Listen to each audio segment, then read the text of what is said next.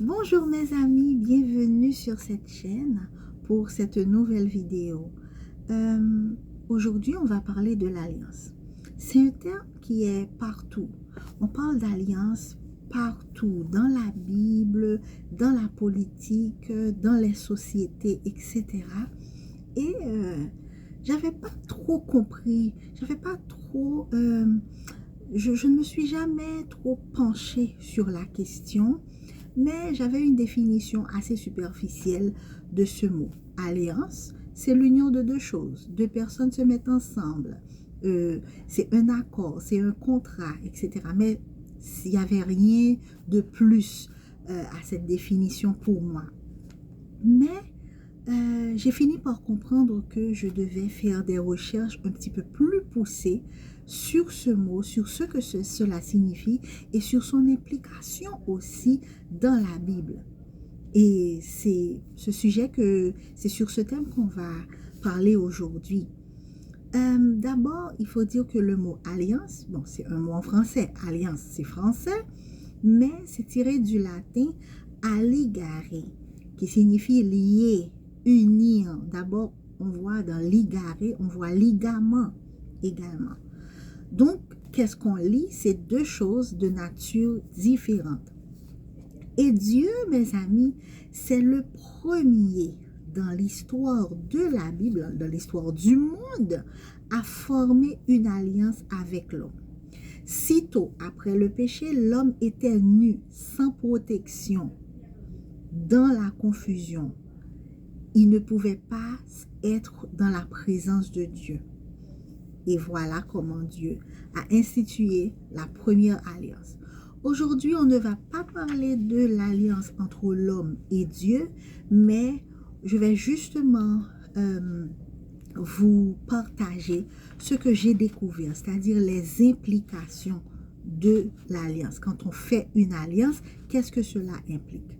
Et dès le début, traditionnellement, les premières alliances étaient toujours des alliances de sang, ce qu'on appelle alliance de sang.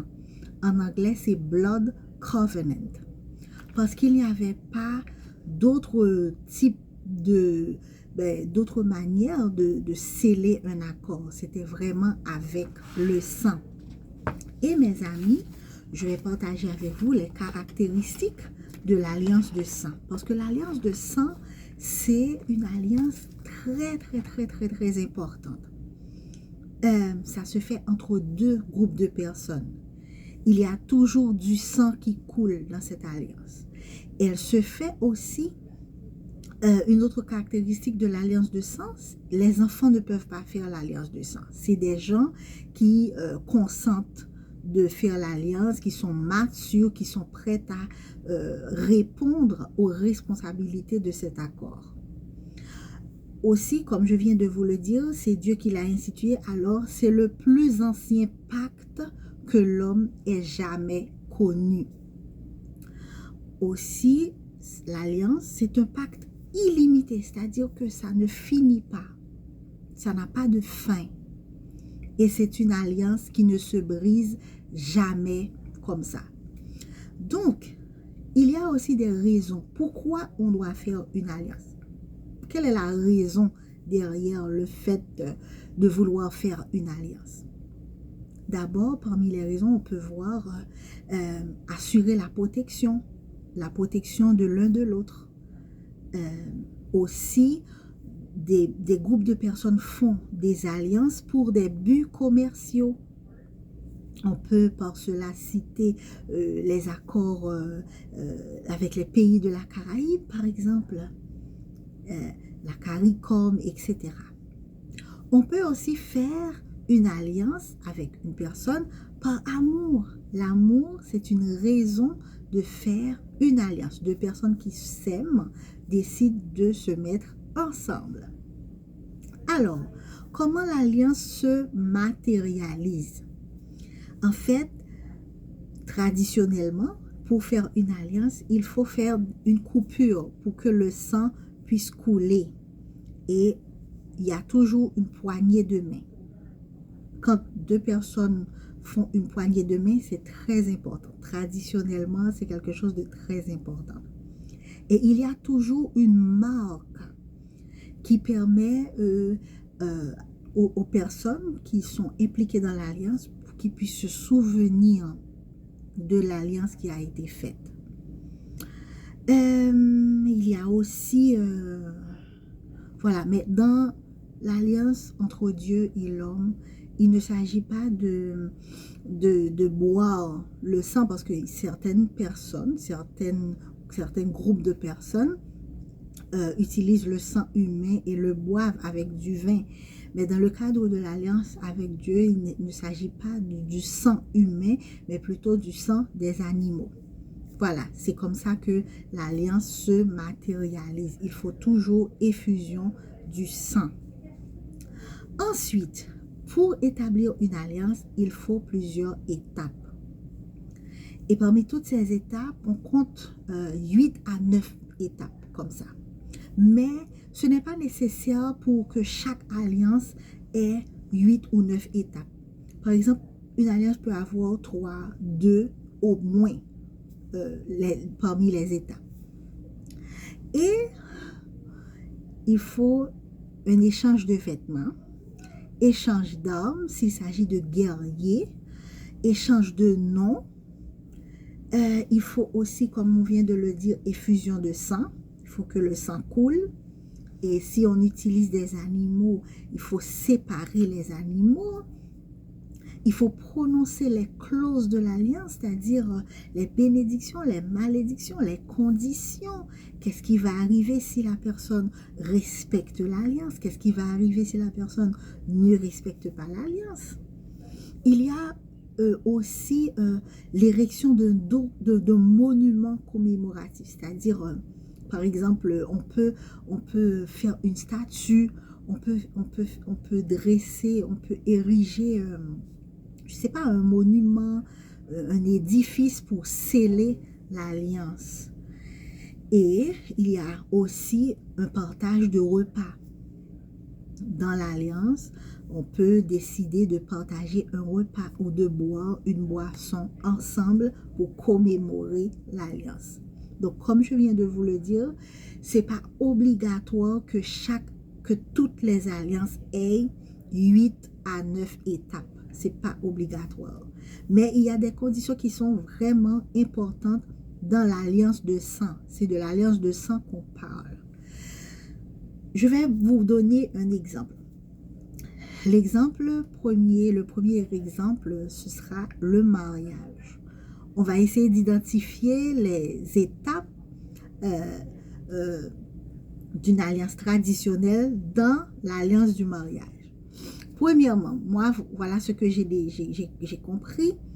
Les vêtements.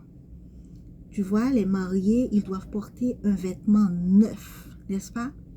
Traditionnellement, la dame, elle porte une robe blanche et l'homme, il porte un costume, mais ce n'est pas un costume qu'il a l'habitude de mettre tous les jours. Les vêtements des mariés, c'est des vêtements qui sont préparés pour la cérémonie. Deuxièmement, on trouve dans le mariage que la femme change de nom. La femme porte le nom de son mari. C'est vrai qu'il y a des cultures qui ne le font pas. Par exemple, ici au Canada, quand une femme se marie, c'est pas obligatoire d'avoir le nom du mari. Pour avoir le nom du mari, je pense qu'il faut beaucoup dépenser pour cela. Donc, la femme garde le nom, son nom de jeune fille. Une autre étape dans le mariage, là je vais vous parler dans le mariage selon le plan qui a été fait par Dieu. L'acte sexuel devrait être l'élément qui symbolise, comment je pourrais dire ça, l'effusion du sang. Parce que la femme est supposée être vierge et à l'obstruction de l'hymen de la femme, le sang coule, ok? Donc, c'est ça. C'était ça, c'est ça le mariage à l'origine. Et c'est le premier acte sexuel qui symbolise en fait l'effusion du sang. Voilà. Si je me trompe, vous pouvez écrire en commentaire ce que vous pensez là-dessus et les meilleures informations. Il y a autre chose aussi dans le mariage qui ressemble aux étapes des alliances traditionnelles, c'est les vœux sacrés du mariage. Chacun promet l'un à l'autre de prendre soin de l'autre, c'est-à-dire les engagements. Ok? Donc, c'est le pacte avec les mots, avec les déclarations. Aussi, il y a le partage du repas nuptial. On coupe le gâteau. Le gâteau est très important dans le mariage. Et le vin également. Il y a aussi la bague au doigt, n'est-ce pas? La bague au doigt qui symbolise l'alliance. Elle doit toujours être portée pour que les mariés, les personnes qui sont impliquées dans cette alliance puissent se rappeler qu'ils appartiennent, ils ont fait un engagement, ils ont eu un engagement avec une personne. Voilà, c'est l'alliance. La bague est là pour permettre à ce qu'on puisse se rappeler. Il y a aussi comme monument qu'on peut ériger, on peut considérer la chambre à coucher, la chambre maritale, ou bien la maison des mariés. La maison des mariés, c'est sacré, c'est très important. Un autre aspect dans l'alliance de sang, dans le mariage qui est une alliance de sang, c'est qu'il y a des enfants qui viennent intégrer l'alliance par la suite. L'alliance a été faite avec les deux époux, mais par la suite, les enfants viennent intégrer l'alliance. Eux autres, ils n'ont rien à faire, tout simplement jouir les avantages de cette alliance. Le mari prend soin de la femme, il prend soin aussi de ses enfants, par ricochet. Les enfants, ils sont le fruit de cette alliance entre les deux parents, les deux partenaires de l'alliance. On est là? Ensuite, on peut aussi se poser la question, comment est-ce que quelqu'un quitte une alliance? Puisque l'alliance est illimitée, l'alliance ne se brise pas, est-ce qu'il arrive que quelqu'un puisse quitter une alliance? Mais bien sûr, sinon il n'y aurait pas de liberté. Hein? Il y a la liberté. On peut quitter une alliance. Mais, le cas d'une alliance de sang, on peut quitter une alliance si on meurt. Ok? On peut quitter une alliance s'il y a une trahison, l'adultère. Ok? Ça, c'est des raisons que l'alliance soit brisée. Et puis, un autre aspect également, c'est que l'enfant qui est né dans l'alliance, au sein de l'alliance, l'enfant est appelé à quitter l'alliance à un certain moment. Quand il est devenu adulte, il est appelé à quitter ses parents pour aller former sa propre alliance. Parce que, mes amis, on vient de le dire dès le début, une alliance de sang ne se rompt jamais. C'est comme ça seulement qu'on peut quitter une alliance. On ne peut pas laisser, je ne sais pas, se déplacer, ok, je laisse l'alliance comme ça. Non, non, non. L'alliance de sang est très sérieuse. Et, vous savez, puisque c'est Dieu qui a institué cette méthode de rédemption, de réconciliation, ou bien de, je ne sais pas. Et donc, c'est très important pour Dieu. Même si aujourd'hui, vous voyez les gens se mettre ensemble sans tenir compte de rien, se séparer sans tenir compte de rien, ce n'est pas la volonté de Dieu. Ils ne sont pas en accord avec le plan de Dieu. Je vais vous donner un exemple de la Bible, de quelqu'un qui a quitté son alliance. Il s'agit du fils prodigue. Il a décidé de quitter l'alliance de sa famille par sa rébellion. Ok? Il voulait former d'autres alliances avec d'autres personnes. Mais, qu'est-ce qui s'est passé? C'est qu'il est revenu ensuite pour demander à ce qu'il puisse réintégrer l'alliance. Ok? Donc, ça veut dire que même si on quitte l'alliance, on peut réintégrer une alliance.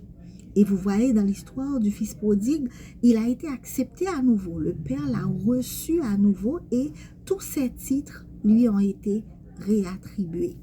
Il a eu part à son héritage à nouveau. On pourra voir un petit peu plus loin que dans l'alliance qu'on est avec Dieu, dans la nouvelle alliance, même si on quitte l'alliance, on peut aussi revenir dans l'alliance. Parce que Dieu le Père, il est prêt à recevoir tous ceux qui veulent revenir à lui. Un autre exemple, on va prendre l'exemple de David et Jonathan.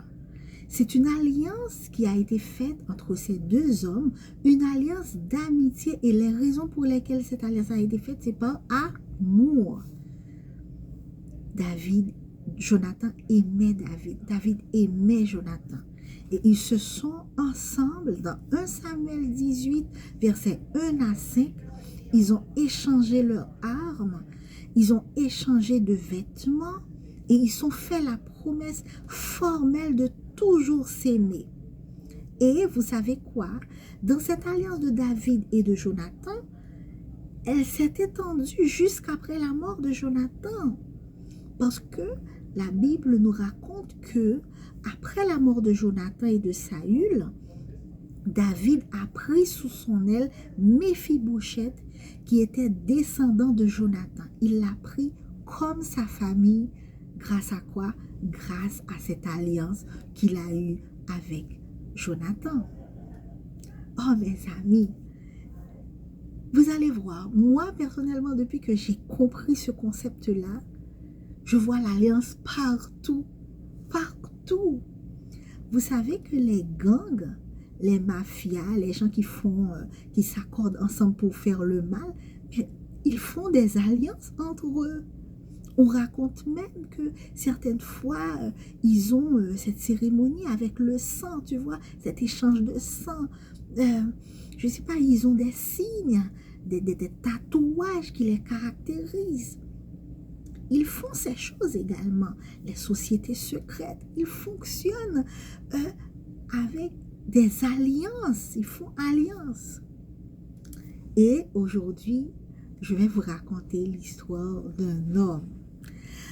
Mais ce n'est pas seulement un homme, mais c'est pour vous montrer que même en Afrique, à la fin du 19e siècle, cette question d'alliance, de sang, était toujours d'actualité. Pour ne pas dire est toujours d'actualité jusqu'à présent. Cette histoire est racontée par l'auteur John Austin dans son livre « Percer le mystère de l'alliance de sang ». Il s'agit de deux explorateurs, deux missionnaires anglais qui se sont rendus en Afrique pour explorer. L'un s'appelait Henry Stanley et l'autre David Livingstone. Qu'est-ce qui s'est passé? C'est que David Livingstone s'est rendu en Afrique pour sa mission, etc. Mais il n'est pas revenu. Et donc, on a envoyé Henry Stanley pour savoir qu'est-ce qui s'est passé avec lui. Et Henry, il est parti vers l'Afrique avec un groupe de personnes. Et arrivé à un certain endroit, dans la jungle, ils ont rencontré une tribu, bon, je ne sais pas qu'est-ce qu'on dit. Et le chef de cette tribu, était très féroce, très dangereux. Et donc, l'interprète de Stanley a dû lui dire, il va falloir que tu fasses un contrat, une alliance avec ce chef-là pour que tu puisses survivre. Eh bien, Stanley, il n'avait pas le choix. Il a accepté. Alors, l'établissement de l'alliance a commencé par des négociations entre le parti de Stanley et le parti de la tribu africaine. Et après qu'ils se sont mis d'accord sur les termes du contrat, on a choisi un représentant de chaque groupe et ces représentants-là allaient effectuer ce qu'on appelle l'alliance de sang. l'alliance du sang, la cérémonie de l'alliance de sang. Alors, ils ont fait les incisions, les marques, le sang a coulé, etc. Et puis, ils ont mélangé leur sang ensemble, une poignée de main, comme je viens de vous le dire, et ils ont mis le sang dans du vin et ils ont bu. Bloc. Et puis, ils ont pris de la poudre à canon, ils ont, je ne sais pas, ils ont un peu scellé le sang et ça allait être une marque permanente. Il y a eu un prêtre qui était là pour officier la cérémonie et ils ont prononcé des bénédictions en faveur de ceux qui allaient suivre l'alliance et des malédictions pour ceux qui allaient violer l'alliance de sang. Maintenant, ils ont fini de faire tout ça. Qu'est-ce qu'ils ont fait? Stanley et le chef de la tribu, ils ont échangé des objets, des choses précieuses qu'ils avaient. Alors, pour Stanley, il avait une chèvre en Angleterre qui lui donnait un peu de lait. Eh bien, le chef de la tribu voulait la chèvre. Donc, ils ont donné la chèvre au chef de la tribu. Et en échange, qu'est-ce que Stanley a eu? C'est une vieille lance et quoi d'autre? Une marque, tout simplement. Quelques objets assez insignifiants. Stanley, dans son cœur, il a dit, oh, c'est pas équitable du tout. J'ai donné ce que j'avais de plus précieux et lui, il m'a donné juste une vieille lance. Eh bien, c'est vraiment à la suite que Stanley allait comprendre. Tandis qu'ils continuaient leur poursuite, ils cherchaient Livingstone. Ils traversaient les endroits les plus dangereux, les plus sombres de la jungle africaine, jusqu'à ce qu'à un certain moment, ils ont eu un obstacle. Ils se sont croisés avec des chefs, d'autres chefs de tribus. Mais qu'est-ce qui s'est passé? C'est que au moment où ils ont vu la vieille lance que Stanley avait, qui provenait du chef de la tribu la plus redoutable de l'Afrique, ils se sont courbés, juste parce qu'ils ont vu la lance, les marques, tout ce qui représentait l'alliance que Stanley a fait avec le chef, tout ce qu'on pouvait voir, eh bien, ça l'a protégé. Et vous savez quoi? Il a eu même plus de 50 autres rencontres avec d'autres tribus dangereuses. Dès qu'ils ont vu la lance qui appartient à ce chef, ils se sont courbés. Est-ce que vous comprenez, mes amis? C'est comme ça que Stanley a pu continuer sa quête. Il cherchait son ami Livingstone et il a pu le trouver, etc. Mais quand même, c'est une histoire qui permet de comprendre que quand tu fais alliance à quelqu'un qui est plus fort que toi, dans le but de te protéger, protection mutuelle, eh bien, mes amis, tu es vraiment protégé. En fait, les ennemis que tu as, c'est les ennemis de l'homme fort également. C'est les ennemis de celui qui te protège. Donc, vous êtes des frères de sang. Et vous savez quoi? Les alliances de sang sont très, très, très, très, très importantes. Sont très profondes, sont très... Je dirais même que les alliances de sang sont beaucoup plus importantes, valent beaucoup plus, je dirais, que les frères qui sont nés dans une même famille. C'est vrai. Quand on fait alliance avec une personne. Parce que voyez-vous, l'alliance, la première fois que ça a été fait, c'est Dieu qui l'a fait. Et tout comme pour le mariage, mes amis, quand on décide de se marier à quelqu'un, et c'est pour cela que deux enfants ne peuvent pas se marier.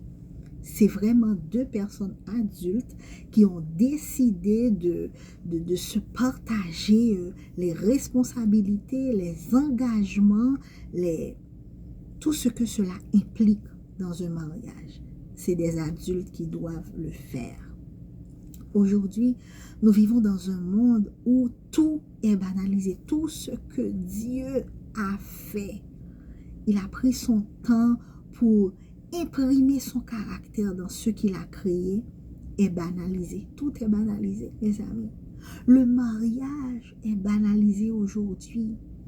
Les alliances d'homme à homme, c'est-à-dire, tu vois, quand quelqu'un te donne sa parole, c'est quelque chose de très sérieux dans les temps anciens. Mais aujourd'hui, les gens, ils ne prêtent pas attention à ce qu'ils ont dit, leur engagement. Non, on ne trouve pas ça. Vous voyez à quel point l'ennemi de nos âmes, l'ennemi de Dieu, il fait tout pour banaliser, pour pervertir tout ce que Dieu a fait de bon.